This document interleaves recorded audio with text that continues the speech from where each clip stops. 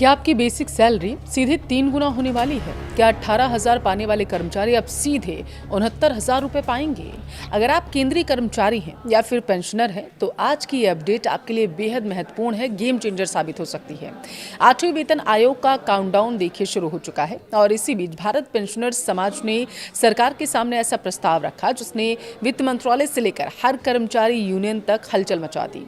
3.83 का fitment factor, pension 5 गुना ज़्यादा और परिवार के सदस्यों की नई गिनती। आज के इस वीडियो में मैं इस पूरे मास्टर स्ट्रोक को डिकोड करने वाली हूँ। वीडियो बेहद काम का है, दिलचस्प है, इसलिए लास्ट तक ज़रूर देखिएगा, आपके काम का है। नमस्कार, आपके साथ मैं पल्लवी रविंद्र सिंह। देखिए, अगर आप या आपके परिवार का कोई भी सदस्य केंद्र सरकार का कर्मचारी है या फिर रिटायरमेंट के बाद पेंशन का लाभ ले रहा है तो आज की यह चर्चा आपके लिए बेहद ज़रूरी है।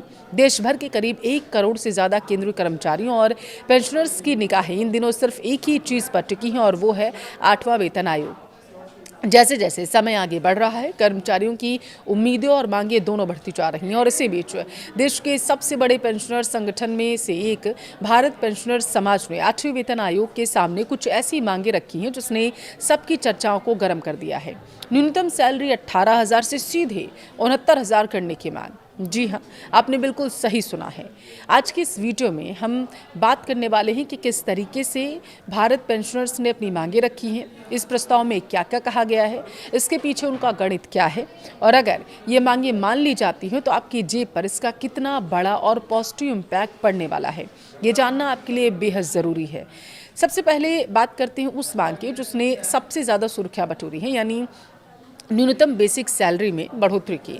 आपको बता दें कि हाल ही में भारत पेंशनर समाज के एक उच्च स्तरीय प्रतिनिधिमंडल ने 8वें वेतन आयोग के अधिकारियों से मुलाकात की और इस प्रतिनिधिमंडल में बीपीएस के अध्यक्ष RK चौहान और महासचिव अविनाश राजपूत जी शामिल थे। उन्होंने आयोग के सामने जो सबसे बड़ा प्रस्ताव रखा वो था न्यूनतम सैलरी को 18,000 से बढ़ाकर सीधे 69,000 कर देना। अब आप सोच रहे होंगे कि अचानक इतना बड़ा जंप कैसे आ सकता है। दरअसल इसके पीछे संगठन ने एक ठोस गणित रखा है। फिटमेंट फैक्टर का 7वें वेतन आयोग में फिटमेंट फैक्टर 2.57 तय किया गया था, लेकिन बीपीएस ने 8वें वेतन आयोग के लिए फिटमेंट फैक्टर के तहत 3.83 के तहत इसे फैक्टर माना है। अब जरा कैलकुलेशन समझिए आप। अगर मौजूदा 18,000 रुपये को 3.83 से गुणा किया जाता है तो यह आंकड़ा लगभग 68,940 रुपये के आसपास बैठता है और इसी आधार पर संगठन ने 69,000 रुपये की न्यूनतम सैलरी तय करने का फैसला किया है, लॉजिक दिया है उन्हें। अगर ये मांग मान ली जाती है तो एंट्री लेवल के कर्मचारियों का जीवन स्तर पूरी तरीके से बदल जाएगा। अब आते हैं हमारे रिटायर्ड पेंशनर्स के ऊपर। बढ़ती उम्र के साथ मेडिकल खर्च और जीवन यापन की लागत आसमान छू रही है। इसे ध्यान में रखते हुए बीपीएस ने पेंशनर्स के लिए एक बहुत ही मजबूत प्रस्ताव दिया है। जब प्रस्ताव पेश किया गया तो उसमें चीज़ें क्या कही गई, मैं आपको वो बताती हूँ। देखिए, फिलहाल के लिए वर्तमान में न्यूनतम पेंशन 9,000 रुपये प्रति महीने है। आज की महंगाई में 9,000 रुपये में गुजारा करना बहुत मुश्किल है, ये आप सभी लोग जानते हैं। इसलिए संगठन ने मांग की है कि इस न्यूनतम पेंशन को बढ़ाकर 45,000 रुपये कर दिया जाए या मौजूदा पेंशन से सीधा 5 गुना बढ़ जाएगा। अब इसके अलावा पेंशन कैलकुलेशन के फॉर्मूले में भी बदलाव का सुझाव दिया गया। बीपीएस का कहना है कि न्यूनतम पेंशन कर्मचारी के आखिरी वेतन का 67% होना चाहिए, जो कि आमतौर पर 50% होता है। फैमिली पेंशन आखिरी वेतन का कम से कम 50% होनी चाहिए। संगठन का दरअसल तर्क है कि जब कोई कर्मचारी रिटायर होता है या दुर्भाग्यवश किसी पेंशनर का निधन हो जाता है तो उसके परिवार के पास सम्मानजनक जीवन जीने के लिए पर्याप्त वित्तीय सुरक्षा होना जरूरी है। वेतन आयोग जब न्यूनतम सैलरी तय करता है तो वो यह मानकर चलता है कि एक कर्मचारी को कितने लोगों का पेट पालना है। इसे फैमिली यूनिट कहते हैं। अभी तक सरकार परिवार को 3 यूनिट का मानती है, यानी पति, पत्नी और एक बच्चा। लेकिन भारत पेंशनर्स समाज ने इस व्यवस्था को पूरी तरीके से बदलने की मांग की है। संगठन का सुझाव क्या है वो सुनिए। भारतीय समाज की सच्चाई को देखते हुए इस यूनिट को 3 से बढ़ाकर 5.2 यूनिट किया जाए। इसका गणित उन्होंने कुछ इस तरीके से समझाया जो मैं आपको बताने जा रही हूँ। कर्मचारी खुद यानी पेंशनर्स 1 यूनिट हो गया, पति या पत्नी 1 यूनिट हो गया, 2 बच्चे 0.8 और 0.8 यूनिट हो गए। सबसे ज़रूरी 2 बुजुर्ग माता पिता 0.8 और 0.8 यूनिट। इन सबको मिलाएं तो कुल 5.2 यूनिट बनता है।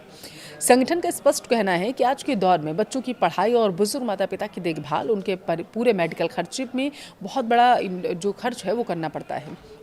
ऐसे में पुरानी 3 यूनिट की थ्योरी अब काम की नहीं रह गई है, क्योंकि महंगाई भी बढ़ी है। सैलरी तय करते समय माता पिता की जिम्मेदारी को भी फॉर्मूले का हिस्सा बनाना ही होगा। सैलरी और बेसिक पेंशन के अलावा संगठन ने महंगाई भत्ते यानी डीए और महंगाई राहत यानी कि डीआर को लेकर भी एक बड़ा सुझाव दिया है। फिलहाल सरकार साल में 2 बार जनवरी और जुलाई में डीए डीआर बढ़ाती है, लेकिन बीपीएस की मांग ये है कि अब इसे हर 3 महीने में यानी क्वार्टरली बढ़ाया जाए। यानी जैसे ही 3 महीने का महंगाई का औसत आंकड़ा आएगा, तुरंत ही कर्मचारियों और पेंशनर्स को उसका लाभ मिलने लगेगा, ताकि वो महंगाई की मार से बच सके। एक और दिलचस्प मांग ये है कि जैसे ही महंगाई राहत 25% के आंकड़े को पार करती है, तो उसे तुरंत ही बेसिक पेंशन में मर्ज करने के लिए जो सिफारिशें की गई, ताकि पेंशन का बेस अमाउंट बढ़ जाए। बात करें स्वास्थ्य सुविधाओं की, तो उम्र के इस पड़ाव में सबसे ज़्यादा ज़रूरत इलाज की होती है। संगठन ने मांग की है कि जो पेंशनर्स ग्रामीण इलाकों में रहते हैं और सेंट्रल गवर्नमेंट हेल्थ स्कीम के दायरे से बाहर हैं, उन्हें कैशलेस हेल्थ केयर सुविधा दी जाए। हर महीने मिलने वाले फिक्स्ड मेडिकल अलाउंस को बढ़ाकर 5,000 रुपये कर दिया जाए। साथ ही बीएसएनएल के पेंशनर्स की पेंशन समानता और उनके स्वास्थ्य से जुड़े लंबित मांगों को भी जल्द से जल्द सुलझा दिया जाए। अब आपके मन में सवाल आ रहा होगा कि भारत पेंशनर्स समाज आखिर है कौन, जिसकी मांगों को इतनी गंभीरता से लिया जा रहा है और जिसकी चर्चा देश भर में हो रही है। दरअसल बीपीएस कोई नया संगठन नहीं है। इसकी स्थापना जनवरी 1955 में की गई थी। यह पेंशनर्स से जुड़े मुद्दों को उठाने वाला देश का सबसे प्रतिष्ठित संगठन माना जाता है। इसे भारत सरकार के पेंशन एवं पेंशनर्स कल्याण विभाग और नीति आयोग से मान्यता भी मिली हुई है, इसीलिए इसके सुझावों को गंभीरता से लिया जाता है। इस संगठन के साथ देश भर के करीब 245 पेंशनर्स एसोसिएशन भी जुड़ी हुई हैं और यह लगभग 10 लाख पेंशनर्स की आवाज़ सरकार तक पहुंचाता है। लेकिन यहाँ एक सच्चाई जानना आपके लिए ज़रूरी है।